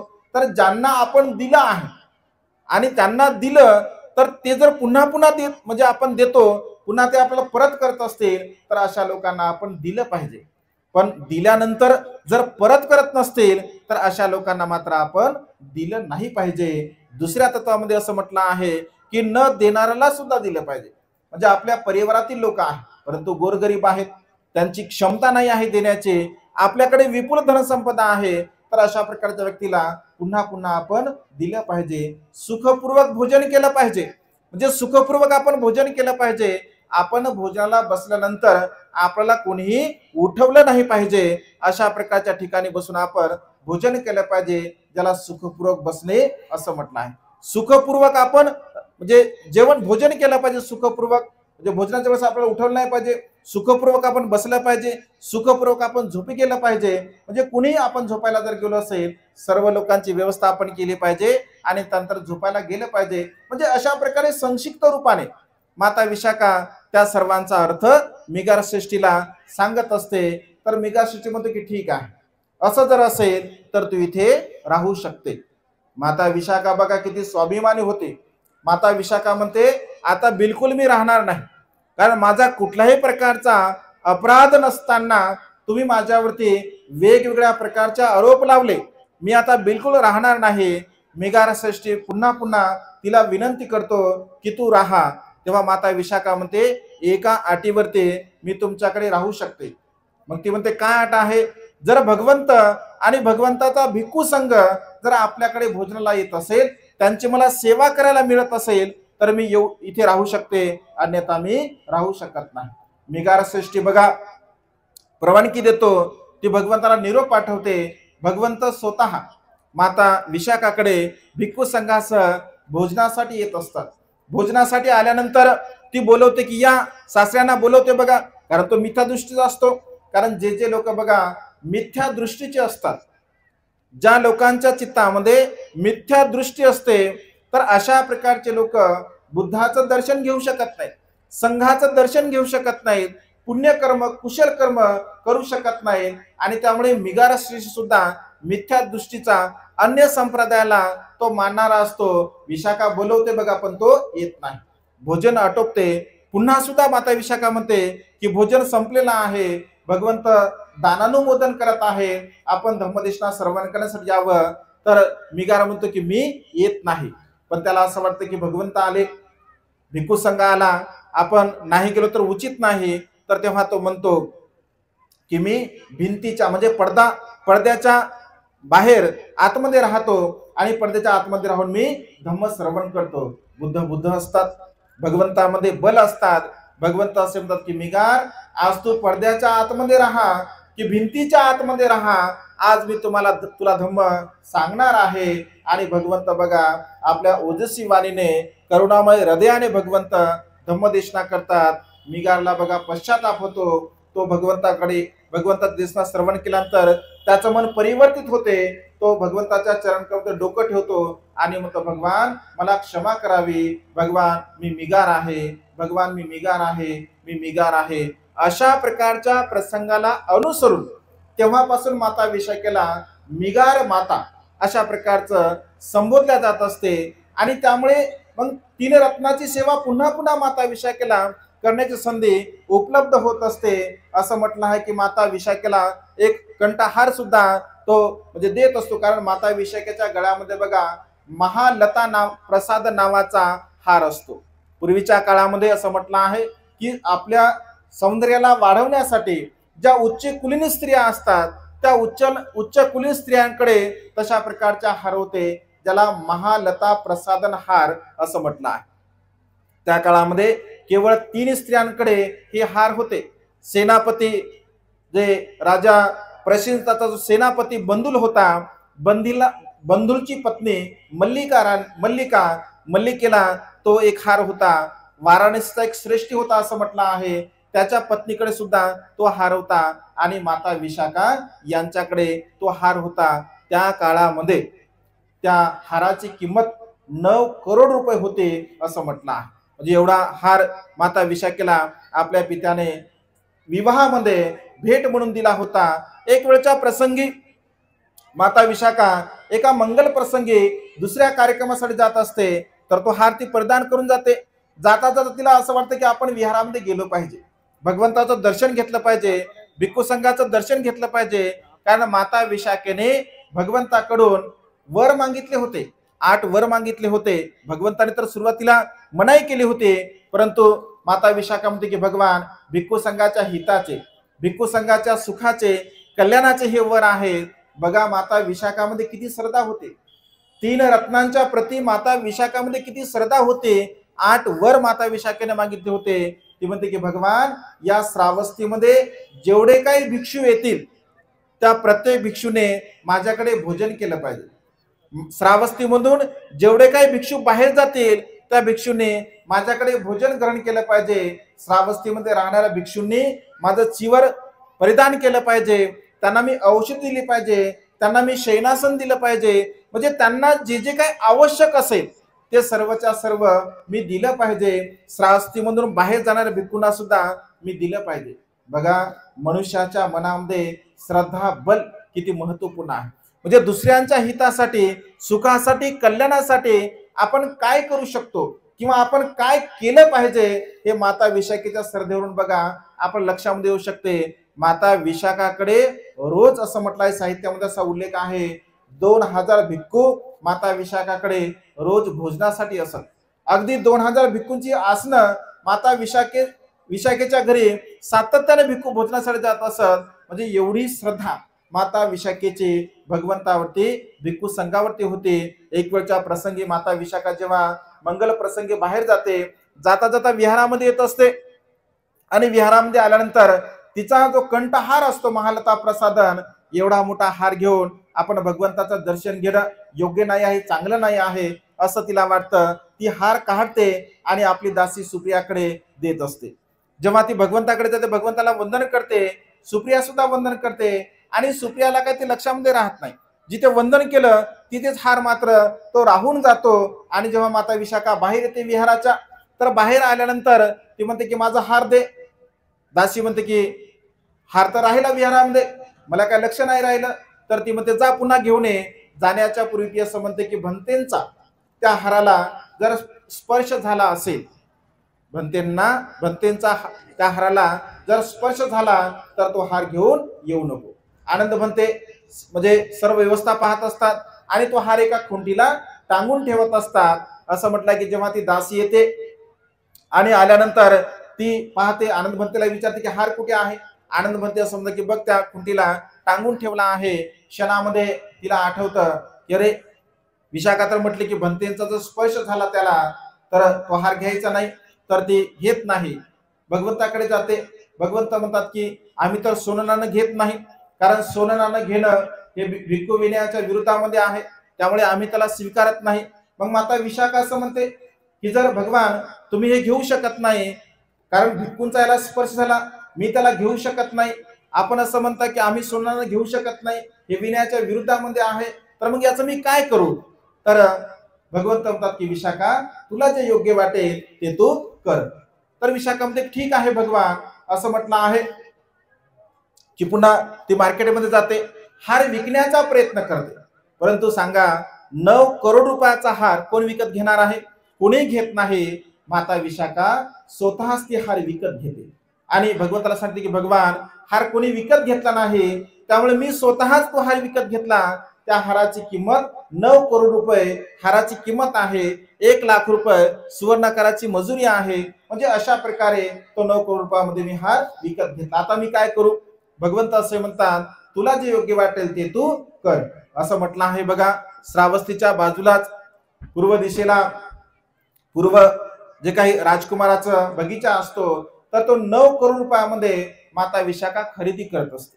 त्या 9 करोड रुपयांचं ती जागा खरेदी करते. पुन्हा 9 करोड रुपये खर्च करून पुराराम विहाराची निर्मिती करत असते. उत्सवामध्ये सुद्धा 9 करोड रुपये खर्च होतात. म्हणजे अशा पद्धतीने 27 करोड रुपये खर्च करून माता विशाखा पूर्वारा विहार निर्माण करत असते. ज्या पूर्वारा विहारामध्ये भगवंताने 6 वर्षावास केले. त्या काळामध्ये असं म्हटलं आहे की हजारो भिक्खू त्या पूर्वारा विहारामध्ये वास्तव्य करत होते. भगवंत राहत होते, अनेक भिक्खू संघ राहत होता. रोज आणि रोज तिथे दान पुण्य होत होतं. परंतु आज जर आपण तिथे गेलात, जर श्रावस्तीला तुम्ही गेलात तर बघा अत्यंत दयनीय अशा प्रकारची अवस्था बघा तिथे आपल्याला पाहायला मिळते. जेतवनाचे अवशेष आताही चांगल्या स्वरूपामध्ये आपल्याला पाहायला मिळतात, परंतु पूर्वाराम विहाराचे जे काही अवशेष आहे तिथे एक स्तंभ म्हणजे अशोकाने जो स्तंभ तिथे निर्माण केला होता त्याला आता पिंड म्हणजे बनवल्या गेले आहे. लास्ट टाइम आम्ही जेव्हा गेलो बघा, म्हणजे याच्या अगोदरच्या टूर मध्ये आम्ही गेलो तर तिथे बोर्ड लावलेला होता आणि त्या बोर्डवरती लिहिलं होतं की हा अशोकाचा स्तंभ आहे. आता लास्ट टाइम जेव्हा आम्ही नोव्हेंबर मध्ये गेलो तर तेथील बोर्ड बघा पूर्णपणे नष्ट केलेला आहे. म्हणजे हळूहळू जे बुद्ध संस्कृती आहे त्या बुद्ध संस्कृतीला म्हणजे नष्ट करण्याचा प्रयत्न केला जात आहे. पूर्वी सुद्धा केला, वर्तमान काळामध्ये सुद्धा करत आहेत आणि भविष्यामध्ये सुद्धा अशा प्रकारचे प्रयत्न चालू राहतात. आणि त्यामुळे माता विशाखेच्या पूर्वाराम विहाराचे अवशेष बघा आपल्याला पाहायला मिळतात. माता विशाखेने या सुंदर अशा आपल्या अलंकाराला विकून भगवंतासाठी पुराणा विहार बघा निर्माण केला. माता विशाखा अत्यंत मयाळू होती, दयावान होती, मैत्री भाव माता विशाखामध्ये होता. त्याच प्रसंगी एक माता विशाखेची बघा सहेली एक लाख मोलाचा गालीचा घेऊन येत असते आणि लाख मोलाचा गालीचा आणल्यानंतर ती माता विशाखाला म्हणते की भगिनी, तू एवढं मोठं कुशल कर्म करत आहे, एवढं मोठं पुण्यकर्म करत आहे, एवढं खर्च तू केलं, तर तू खर्च करताना, तू पुण्यकर्म करताना माझ्या मनामध्ये सुद्धा असा भाव उत्पन्न झाला की मी सुद्धा काहीतरी दान पुण्य केलं पाहिजे. कारण बघा, दुसऱ्या मनुष्याकडे बघून आपल्याला प्रेरणा मिळाली पाहिजे की आपण सुद्धा ते कर्म केलं पाहिजे, कुशल कर्म केलं पाहिजे, पुण्यकर्म केलं पाहिजे. आणि त्या मैत्रीला ती भावना उत्पन्न होते.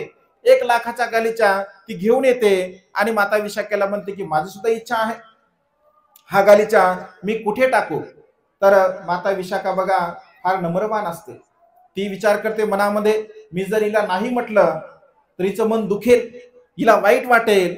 त्यापेक्षा माता विशाखा असं म्हणते, विहारामध्ये जिथे कुठे तुला जागा मिळेल तिथे हा गालीचा तू टाकू शकते. आणि असं म्हटलं की 7 माळ्याचा ते पूर्वाराम विहार असतो. तिची मैत्रीण 7ही माळे चढत जाते, पाहते तर तिने जो गालीचा आणला त्याच्यापेक्षा कमी किमतीचा गालीचा तिथे एकही नसतो. जेव्हा ती विचार करते, अरे याच्यापेक्षा तर कितीतरी किमतीचे गालीचे माता विशाखेने विहारामध्ये टाकलेले आहे. त्या काळामध्ये बघा लाख मोलाचे गालीचे विहारामध्ये अंथरल्या जात असत. लाख मोलाचे गालीचे म्हणजे भगवंताचं जे विहार आहे, निवासस्थान आहे. ज्योतिक श्रेष्ठीने भगवंताची जी कुटी निर्माण केली होते, म्हणजे वर्तमान काळामध्ये लोकांना म्हणजे प्रेरणा देण्यासाठी सांगतोय. कारण आज घडीला बघा एखादी चांगलं भिक्खू निवास जर निर्माण केलं तर लोकांच्या मनामध्ये शंका कुशंका निर्माण होते. लोक टीका टिप्पणी करतात की बघा भिक्षू कसे लक्झरीस लाईफ जगत आहेत, म्हणजे चांगल्या प्रकारचं जीवन जगत आहेत, एवढं सुंदर निवास कशाला पाहिजे, एवढं चांगलं निवास कशाला पाहिजे. साहित्याचा जर आपण अभ्यास केला तर ज्योतिक श्रेष्ठीने भगवंताला पूर्ण हिऱ्याची कुटी बनवून दिली होती. म्हणजे पूर्ण कुटीवरती हिऱ्याचं आच्छादन त्याने अंथरलं होतं. एवढ्या म्हणजे मौल्यवान अशा प्रकारच्या हिऱ्याची त्याने कुटी निर्माण केली होती. भगवंत ज्या आसनावरती बसत होते त्या आसनावरती भगवंताच्या पायाखाली त्याने अशा प्रकारचा हिरा ठेवला होता की जर त्या तिथे वंदन करणाऱ्या व्यक्तीला भगवंताची प्रतिमा सुद्धा त्या म्हणजे हिऱ्यामध्ये दिसत होती. एवढं मौल्यवान ते रत्न होतं. म्हणजे अशा प्रकारे बघा भगवंताची सेवा त्या काळामध्ये केली जात होती. आपण साहित्याचा अभ्यास करत नाही, चिंतन मनन करत नाही आणि टीका टिप्पणी बघा आपण करत असतो. दुपारी बघा आम्ही चर्चा करत होतो, कारण नेहमी अपडेट असतो आम्ही. युट्यूब असेल, फेसबुक असेल, इंस्टा असेल, सर्व काही सोशल मीडियावरती. करुणानंद भंतीने दुपारी एक पोस्ट मला दाखवली. म्हणजे अत्यंत बघा काही लोक केवळ टीका करण्यासाठी, तो माझा विषय नाही पण निघला म्हणून सांगतो, केवळ टीका करण्यासाठी काही लोक म्हणजे आपलं जीवन जगतात. बघा नेमकं आपण काय करतो, कशासाठी जीवन जगतो, आपला उद्देश काय आहे हे बिलकुल लोकांना समजत नाही. बघा म्हणजे गांभीर्यपूर्वक आपण चिंतन करत नाही आणि सोशल मीडियावरती भिक्खू संघाच्या बाबतीमध्ये आपण काही टाकत असतो. सुरुवातीला म्हणजे दुपारी आम्ही एक पोस्ट बघितली बघा, तर पीके नावाचा एक पिक्चर आहे, पीके पिक्चर आहे ना, तर पीके पिक्चर मध्ये बघा वेगवेगळ्या धर्माच्या बाबतीमध्ये सांगितलं गेलं आहे आणि त्याला असं म्हटलं आहे की हा रॉंग नंबर आहे. तो बोलता बोलता असं म्हणतो की या धर्माचं त्या धर्माचं रॉंग नंबर आहे, परंतु भिक्खूंना दाखवलं पण तो सीन काय पूर्ण दाखवला नाही. आणि त्याच्या खाली तो एक स्टेटमेंट करतो, खऱ्या अर्थाने सर्वात मोठा रॉंग नंबर जर कोणता असेल तर तो म्हणतो भिक्खू आहे. म्हणजे ज्यांनी पोस्ट केली करुणानंद भंतेच्या दाखवलं दुपारी बघा, तो भिक्षूंना म्हणतो की हा सर्वात मोठा रॉंग नंबर आहे. भगवंत असे म्हणतो, आहू नय्यो पाहू नय्यो दक्षिणय्यो अंजली करणय्यो. म्हणजे भगवंताचा सराव संघ पूजा करण्यासाठी, दान देण्यासाठी अत्यंत म्हणजे पुण्यक्षेत्र आहे असं भगवंतांनी म्हटलं आहे. आणि काही मूर्ख लोक बघा, अज्ञान लोक अशा प्रकारचं वक्तव्य करतात.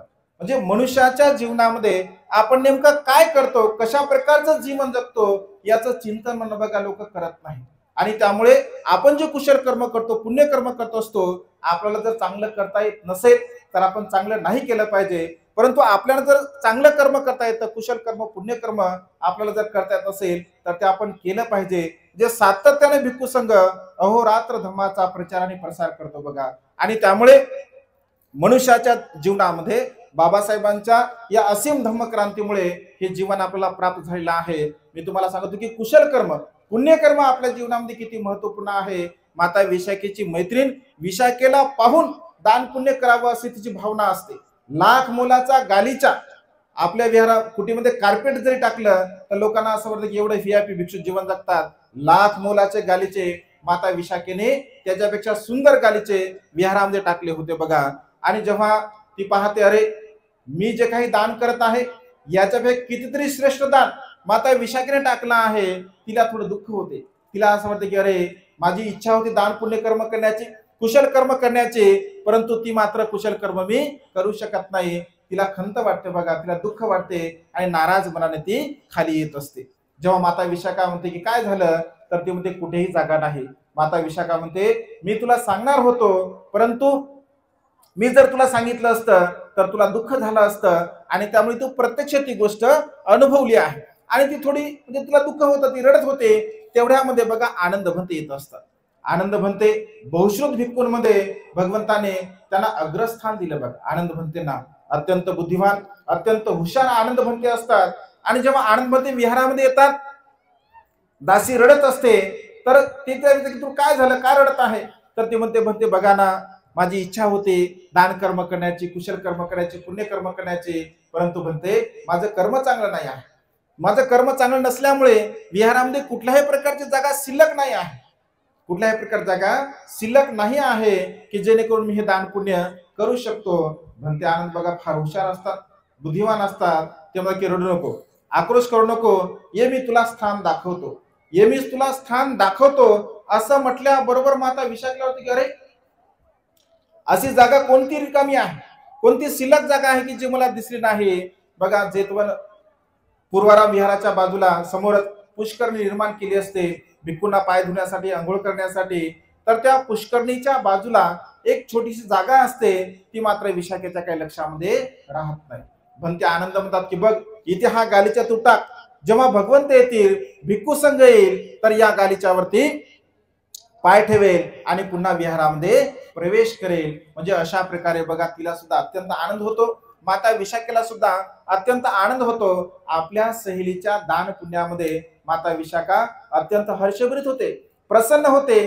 तिला असं वाटतं की मी तर पुण्यकर्म केलंच, मी तर कुशल कर्म केलंच, परंतु माझ्याद्वारा माझ्या मैत्रिणीने सुद्धा कुशल कर्म केलं, पुण्यकर्म केलं. म्हणजे बघा माता विशाखा अशा प्रकारची अत्यंत शीलवान असते, गुणवान असते, म्हणजे मैत्रीवान असते.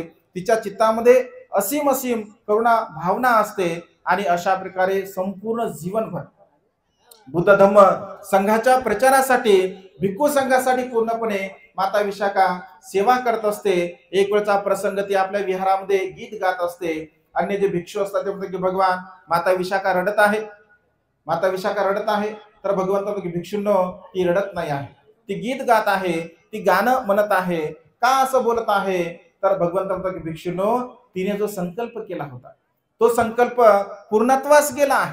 कारण मनुष्याच्या जीवनामध्ये जे काही आपण संकल्प करत असतो ते संकल्प जर आपले पूर्ण झाले तर आपला आनंद होत असतो.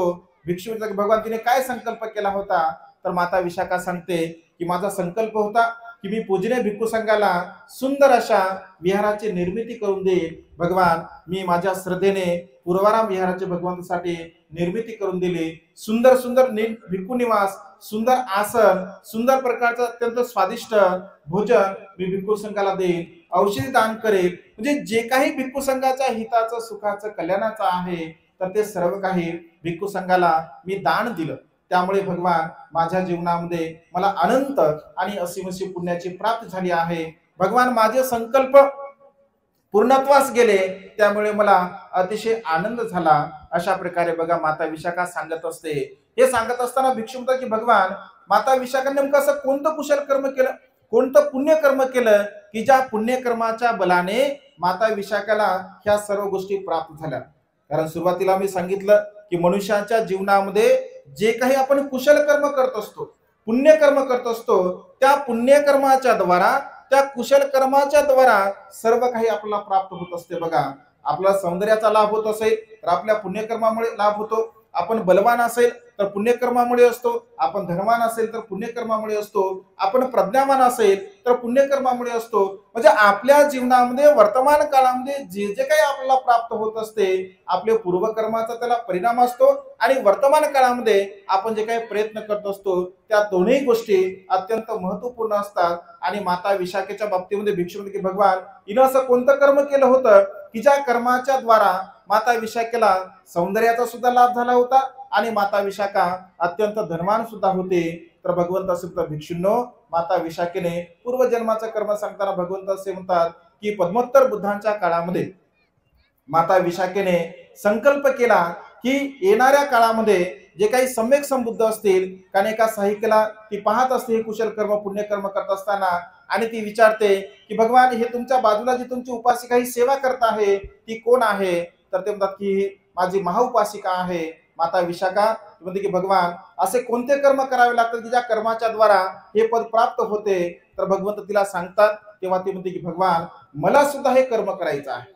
आणि असं म्हटलं आहे की 7 दिवसापर्यंत 20,000 भिक्खूंना माता विशाखा 4 प्रतिहासह दान पुण्य करत असते. आणि ते म्हणते की भगवान माझा हा जो संकल्प आहे, हे जे मी दान पुण्य केलं, शील पालन केलं, हे सर्वच्या सर्व येणाऱ्या काळामध्ये महाउपासिका कर्मासाठी मला हे सहाय्यक ठरावं. भगवंत जाणतात, त्याचं अनुमोदन करतात. भगवंत सर्व भिक्षूंनो, संसारामध्ये मनुष्य जे काही कुशल कर्म करतो, पुण्य कर्म करतो, त्याचं फळ आपल्याला प्राप्त होत असते. चिवरदानाच्या संदर्भामध्ये भगवंत असे म्हणतात, एखादी स्त्री, एखादी उपासिका अत्यंत श्रद्धेने जर भिक्खू संघाला चिवरदान करत असेल, पात्रदान करत असेल, सर्व प्रकारचं दान पुण्य करत असेल श्रद्धाबलाने, तर तिच्या जीवनामध्ये आवडणाऱ्या 2 गोष्टी तिला प्राप्त होत असतात. एक म्हणजे तिला सौंदर्याचा लाभ होत असतो त्या पुण्यकर्मामुळे, त्या कुशल कर्मामुळे, आणि धनसंपत्तीचा सुद्धा लाभ होत असतो. माता विशाखेने ते कुशल कर्म केलं, पुण्यकर्म केलं, त्यामुळे माता विशाखा अत्यंत सुंदर होती, अत्यंत रूपवान होती, धनवान सुद्धा होती. तशा प्रकारे भगवंत असे म्हणतात की जर समजून घ्या, एखाद्या उपासकाने ते जर कर्म केलं, चिवरदानाचं कर्म केलं, 4 प्रतियाचं दान पुण्य केलं, तर तो उपासक मात्र एक ना एक दिवस काशाय वस्त्राचा अधिकारी बनत असतो. बघा, कर्म एकच आहे, कर्म एकच आहे, परंतु मनुष्याचे जे संकल्प असतात त्या संकल्पाला अनुसरून त्या मनुष्याला तशा प्रकारचं फळ प्राप्त होत असते. आणि त्यामुळे माता विशाखाचं जीवन चरित्र आपल्यासाठी बघा अत्यंत प्रेरणादायी आहे. मनुष्य या संसारामध्ये कर्मरूपाने जिवंत असतो. माता विशाखा कर्मरूपाने आपल्यामध्ये जिवंत आहे. अनाथ पिंडक कर्मरूपाने आपल्यामध्ये जिवंत आहेत. आणि त्यामुळे जीवन जगत असताना सातत्याने नेहमी कुशल कर्म पुण्यकर्म आपण केले पाहिजे. बाबासाहेबांच्या महान धम्मक्रांतीमुळे हे पवित्र जीवन आपल्याला प्राप्त झालेलं आहे. असीम असीम पुण्य बाबासाहेबांनी आपल्यावरती केले, उपकार केले आहे. त्या उपकाराची जाण ठेवून आपण जीवन जगण्याचा प्रयत्न केला पाहिजे. आपण सातत्याने या धम्मदेशनेला श्रवण करून सुद्धा आपल्या जीवनामध्ये सुद्धा अनंत अनंत पुण्याचा आपण संचय केला पाहिजे. माता विशाखेची श्रद्धा आपल्या जीवनामध्ये अत्यंत प्रेरणादायी आहे. या प्रेरणादायी म्हणजे कथेला आपण जाणलं पाहिजे, समजून घेतलं पाहिजे. माझ्यामध्ये सुद्धा भगवंताच्या प्रती श्रद्धाभाव कशा प्रकारचा निर्माण होईल, दान भाव कशा प्रकारे निर्माण होईल, शील पालन करण्याचा भाव कशा प्रकारे निर्माण होईल, अशा प्रकारचं चिंतन मनन करून आपण जीवन जगण्याचा प्रयत्न केला पाहिजे. आज या मंगलमय प्रसंगी अधिक न बोलता आपण आपल्या जीवनामध्ये सातत्याने दान, शील आणि प्रज्ञेचा अभ्यास करून आपल्या मनातील राग, द्वेष, लोभ, मोह, मीपणा, अहंपणा, गर्व, ईर्ष्या आदी संपूर्ण विकाराला नष्ट करून आपलं जीवन दुःखमुक्तीच्या मार्गाकडे घेऊन जाण्याचा प्रयत्न करावा. अशा प्रकारची मंगलमय आणि उदात्त कामना या ठिकाणी व्यक्त करून ही धम्मदेशना संपन्न करतो. सर्वांचं मंगल हो, सर्वांचं कल्याण हो, सर्वांना दीर्घायुष्य.